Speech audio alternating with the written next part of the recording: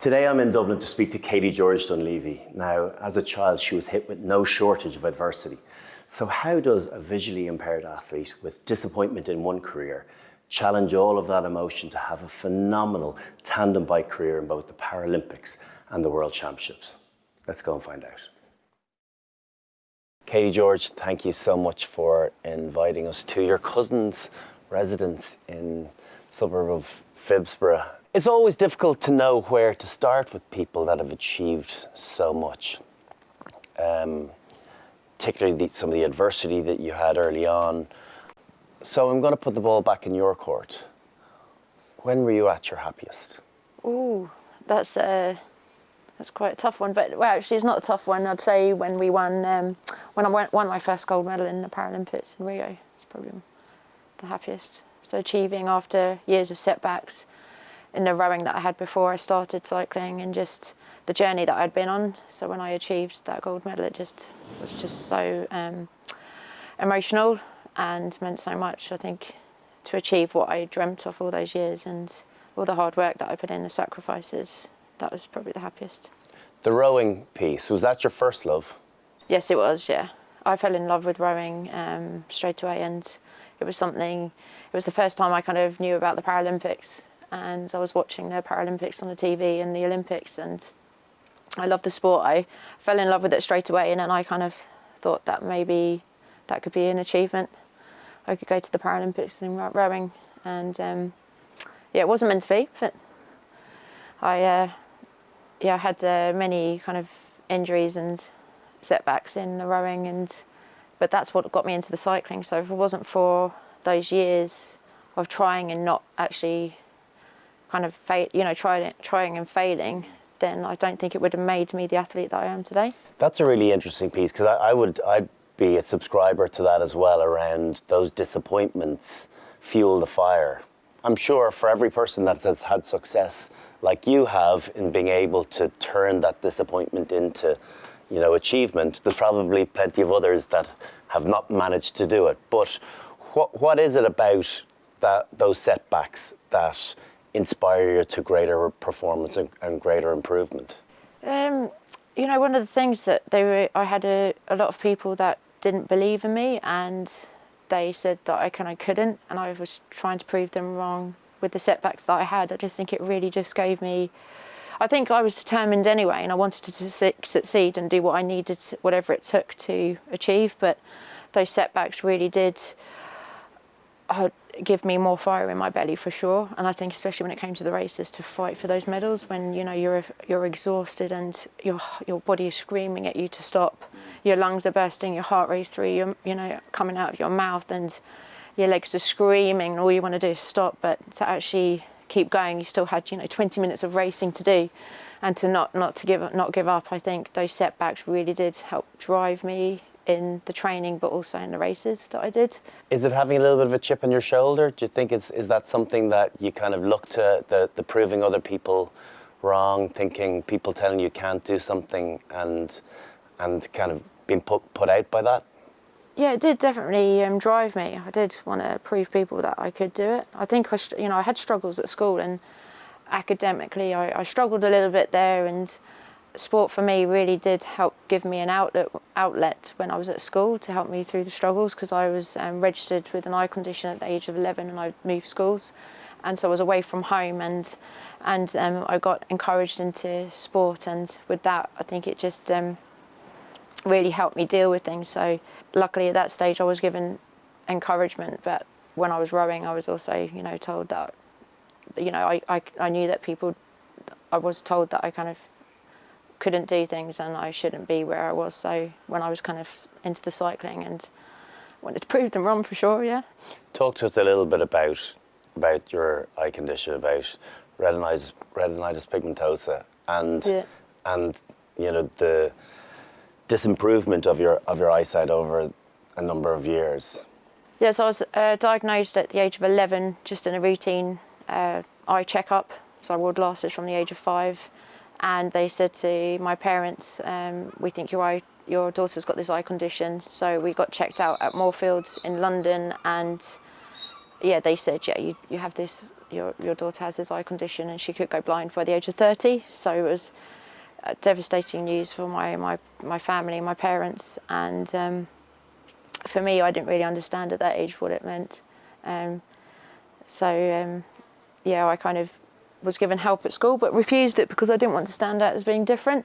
I didn't quite like it, you know. I'm with you. And I was saying I can see, but but I didn't realise, I've never known what it's like to see fully. So this is what I've always been used to. It's you adapt to it as well. And if it wasn't for this, I wouldn't be cycling. I wouldn't be on the back of the Tandem. So you have to don't let these things kind of stop you. And I haven't let it stop me. And just achieving, and whatever dream you have, you can achieve whatever disability you have. The adapting piece is really interesting because I was a glasses wearer from the age of 5 myself, and so I never played professional rugby wearing contact lenses. And when I went to get my eyes lasered as a 29-year-old, I went in to see the specialist, and he was kind of flabbergasted at my poor sight, and he said, the only way that you were able to play international rugby, is because it happened to you at such a young age, at 5 years of age, that your brain adapted to what you could and couldn't do. He said if it was a smaller ball sport, golf or tennis, not so sure. Rugby was a decent size. And then sometimes I thought, maybe those gaps that I thought were there weren't actually there, and there was bravery in me that people thought, wow, very brave. Maybe it was just a lack of knowledge that the space wasn't there. But that adapting to your circumstance piece really interests me, because in many ways, the ceiling that exists is the one that you put on yourself rather than what other people put on you. Yeah. Would you agree? Yeah, absolutely, yeah. So like you said, you adapt to it, so it's what you know, and if you say to someone, oh, I'm going to do this, they go, oh, how are you going to do that? You can't see. And I go, yeah, compared to you, yes, I see less, but I'll be able to try it out. I've got to give things a go. I can't let it stop me, And because for me, it became about shapes. I could never see, for the anthems, I could never see my parents in the crowd, waving down, until I actually got my eyes lasered. Oh, there they are. They were there. Yeah, they were there all along. Yeah. But yeah, I wonder what's your eyesight like now when you're looking at me? So with the retinitis pigmentosa, it affects the retina. So I've got no peripheral vision. So I've only got central vision. Yeah. So it's no field vision, and it's like looking through a straw. So I've got just tunnel vision, they call it. And then because the rods and cones are affected, then the light is affected. My light perception's affected. So in dull places, I struggle to see. Changing light conditions are hard for me, from going out, say inside to outside, or outside bright. Okay. It's like a sunny day to inside. Yeah. So if I walked into that kitchen from being out here, it would be completely pitch black for me. And how long would it take to adjust that? About half an hour or so. Is that right? Okay. So usually if I am away, I kind of get, if say we're in a training camp and I'm outside and we're going inside a place I don't know, I usually get guided in and around, and a lot of the time I'll be walking around myself, so it's just getting the help that you need, and telling the people that you're working with, or who you're with, that you need help at times. How much confidence has sport given you then from that age of 11, when you're dealing with that level of adversity, and even though you weren't perhaps truly understanding of the magnitude of it, as that slowly set in, how much have you lent on sport to give you confidence and give you a big sense of purpose in achieving your goals? Oh, massively, hugely. It's been a huge part of my life. So from when I was a child at school, getting encouraged into sports, I started to compete and do some training in athletics and swimming, and it was a real outlet for me while I was at school. I probably was doing too much at times, and from then on I did start competition and getting into the routine of training, and it's helped my confidence immensely. I was quite an awkward, anxious child, and then it's really, really helped me in terms of being myself, and then as I've got older, it's given me huge confidence and purpose. Yeah, it's given me purpose. And I love what I do. I love the training and I love the racing especially. So it's... Do you wish you could go back 20 years and start the cycling a little bit earlier? Obviously you won your first World Championship was in 2014, but that wasn't that long after you picked up the sport, am I right? Yeah, it's like 3 years. 3 years, yeah. I don't know, I think if I started earlier, I don't think I'd be as successful. I think all the setbacks that I went through the rowing, and I learned so much. It was the rowing, it was a kind of new in the development of high professional kind of elite sport. So it was the first time that the Paralympics were in Beijing for the first time in rowing. So I had the kind of advice and help there, even though it wasn't really there at the time, but I learnt a lot during that time. So when I came into the cycling, I already and also I'd been through the hard races and lost a lot, but won a lot. And I had that kind of mentality. So when I came to the cycling, I was kind of able to push on to be the standard that you had to be to not to medal, but just to be in the races, to be honest with you. So I think if I started earlier, I don't think I would be as successful as I am. When you think about the most enduring of sports, rowing and cycling kind of is in the top of the conversation. So like the conversion from one to the other, that obviously says, of course there's the technique involved in it, but it says an awful lot more about the mindset in my eyes and your ability to put yourself into that really dark space and stay there for a concerted period of time. That's where most people fall down. Yeah, it was very similar, the crossover. I noticed that straight away. And, the time trial and the head races and the time trial are very similar. It's like mental strength, it's stamina. And I love those sort of races, I'm an endurance rider really, I'm not a sprinter. Yeah, the crossover just was very similar. Of course, it's a different way of moving, but the pain that you have to have and endure, I think it was just naturally, I was used to it from the rowing, so I kind of knew what to do. Is that up there, or is that a physiological state, do you think? Partly physiological, but I wouldn't naturally have the watts. I would have to work at it. I've had to work really hard to get the watts and to get them up. I wouldn't be someone naturally has the watts, so I think it mentally is a massive part of it, for sure, yeah. So when you began in 2011, was it? What was your introduction into the sport? Oh, literally, I came over here to Dublin. I did a ramp test. Had to borrow a pair of shoes, some kit. Did a ramp test, and they said that we'd like to send you and Louise, who was my pilot at the time. She'd never been on a tandem, but she'd raced on a solo bike for Ireland. We'd like you both to represent Ireland in 6 weeks' time at the World Championships. So I had 6 weeks to learn how to kind of ride a tandem and then race it. So I was in at the deep end, which is probably the best way. So who was it that spotted the endurance athlete in the rowing and thought about the conversion to the tandem? So I was over for Ireland in a selection in 2000. I was over with them training in Cork 2010 and 11, and it was in 2011 that I missed out on selection for the World Championships in rowing, and the paracycling coach, head coach Brian Nugent at the time, said he'd like me to try it out. So he was on the phone to me trying to get me over to Dublin, and I eventually came over in August and did the test, and in that September I raced. How much does confidence play a role in that?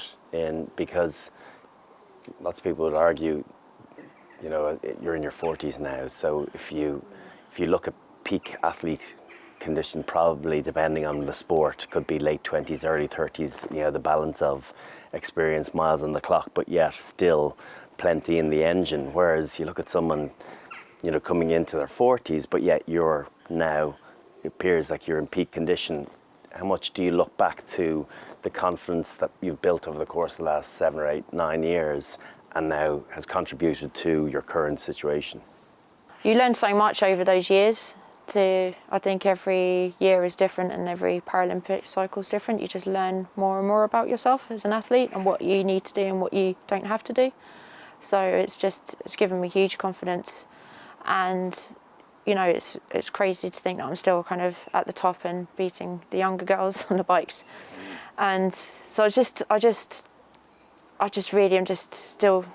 still so passionate about it, and I'm still so determined to go next year and to win a medal or two.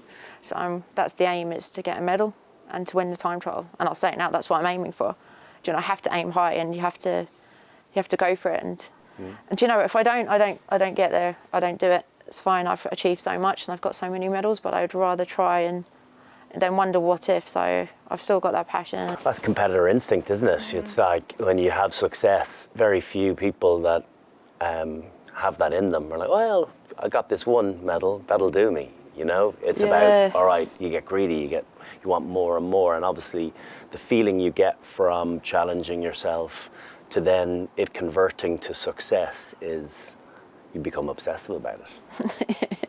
Yeah, a little bit. Yeah, you do, for sure. Yeah, it's you know, when you're aiming for, say, the gold and then you get a silver, you're disappointed. You know? But that's but years okay, ago, right? yeah, okay. of course, yeah. Years ago, the silver medal was like a gold. You know, if you did get a silver medal, for anyone else, they're hard to get. You know, the medals are so hard to get. So it's just not being complacent either, because you do know there's still a lot of work to do.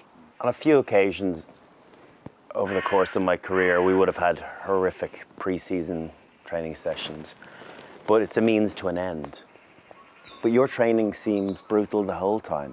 It seems vicious. What stops you from stopping when the devil on your shoulder says, oh, just pack it in? Or do you even do you only have the angel on the shoulder going, you're doing great, keep going? Do you even have a devil? Because a bit of a devil, yeah. That's the difference between people that are able to compete at the very top level in your sport and those that wish they could. Yeah, I do have that devil for sure. Especially I think after the major competition of the year. So after Tokyo, I found it quite hard actually to get back. I knew it was three years to Paris, but still every year you have the big competitions. You're training hard all year round. It's not just for that thing in the Paralympics in 3 years. You're building towards it, of course. And I found it mentally, I found it quite tough. I don't know, I did eventually kind of get that passion kind of back for it.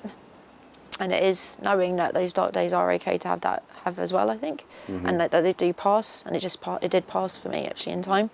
And I just kind of go, right, be patient, don't put any pressure on yourself. And I just kind of got back training and just knew that it would come back. And then when it came back, I'm like, give me more training. What about the sacrifices then? Do you enjoy them as much now as you did before? Because all good athletes, you know, realise that ultimately is, they're going the extra yard that others aren't willing to give up, to pass up, you know, parties, friends, weddings, the regular stuff that people get to enjoy in their downtime. Whereas athletes, a lot of the time, have to forgo a lot of that. Are you as willing now to deal with those sacrifices as you were? Yeah, I in some ways I find it a bit harder as I'm getting older actually, as I've been doing it. I found it fine at first, but now, yeah, I kind of go, oh, I'm missing out on so much still, you know, and like you say, you can't go away for the weekend, you can't do this and do that. But then at the same time, I realise what I'm doing and what a great life I have and what I'm doing and representing Ireland and going abroad and racing, and I find I'm very privileged doing it. So at the same time, and hopefully inspiring other, you know, children or adults with a disability or visual impairment, that you can achieve so much, you can achieve whatever you want to do. So I see it as a privilege, and I you know, I'm very lucky to be doing what I'm doing. Is that important to you, that the legacy piece around, for want of another word, being a trailblazer in you know, in Paralympic cycling, having come from a rowing background, to show that next generation that, you know, have some disability, that they are in a position to be able to achieve lifetime goals? Yeah, I think so. I think it's really, there's not many people, you know, in the spotlight or in the media. There's very few disabled people, especially visually impaired. So I think it's really crucial, it's really important for them to see someone like themselves achieving. And, you know, I started cycling at the age of 30. I was just turning 30, so to say, you don't have to decide what you want to do straight away. You can change things. It's good to try different things out as well. I tell the children at school that, and they can't believe it. They're going, "You're 30." They think it's really, really old, don't they? So, and how long I've been doing it for as well. So, no, I think it's important. Yeah.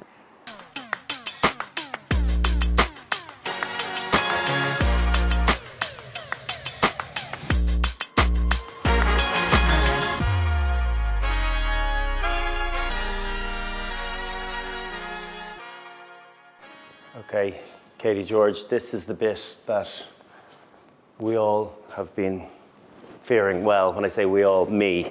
This piece of kit, the Watt bike, only came out about 10-ish years ago, and I retired a year after it did. So You were lucky. I have very vague memories of the pain that it inflicted. But is this something that, static bike that you would use regularly? I use there's some of these at the Institute of Sport. So when I'm at the Institute, I use one of these. I used one yesterday actually, and at home I have something similar to this, an indoor bike, similar to this. Pain cave, in the pain cave. We've made the very clever decision to not get fully kitted out into cycling apparel. Yeah. Because that would suggest that we're going to go for maximum effort, whereas we're in standard clothing.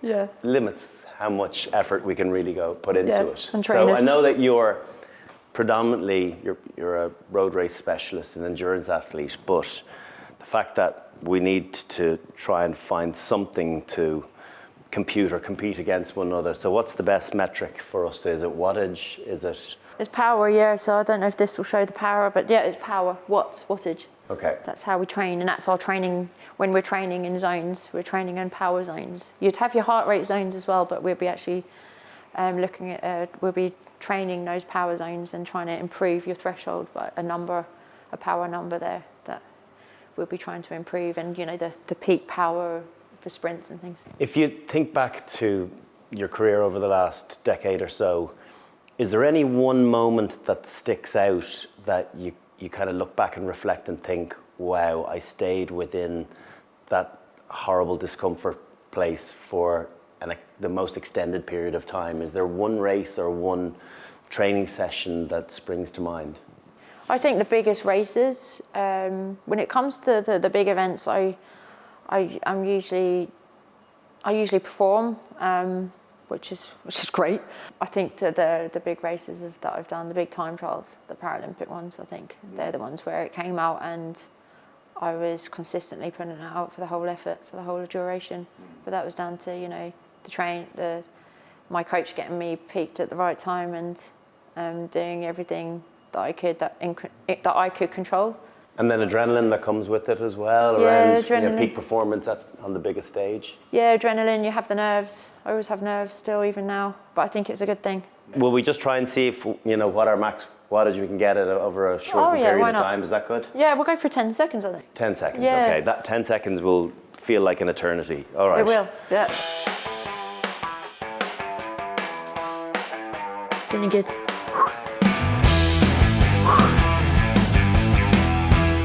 I also heard the likes of Sir Chris Hoy, when they were training, they used to have a mattress beside their bikes. Often to fall off. Yeah, to collapse off onto.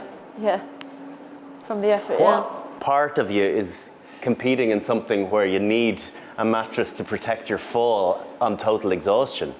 That doesn't make sense to me. Let's get the sprint done and get the mattress ready. We're going 10. Oh, 10 countdown. Who needs a 10 countdown? Whatever happened to 3 countdown? 5, 4, 3, 2, 1.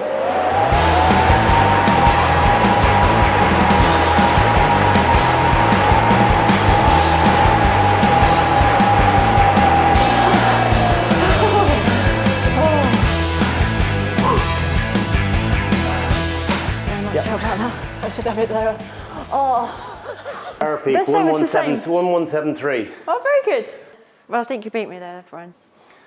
Okay, George, thanks so much for taking me through my paces, albeit over a very short period of time. I think it's pretty remarkable what you've achieved so far in your career, with more to come. You know, the ability to stay in the fight is one of the great strengths of any endurance athletes, and you have it in spades. So congratulations and good luck in Paris next year. I hope it all goes well. Continued good success. Thank you, Brian. Cheers. Thanks so much. Thanks for joining me.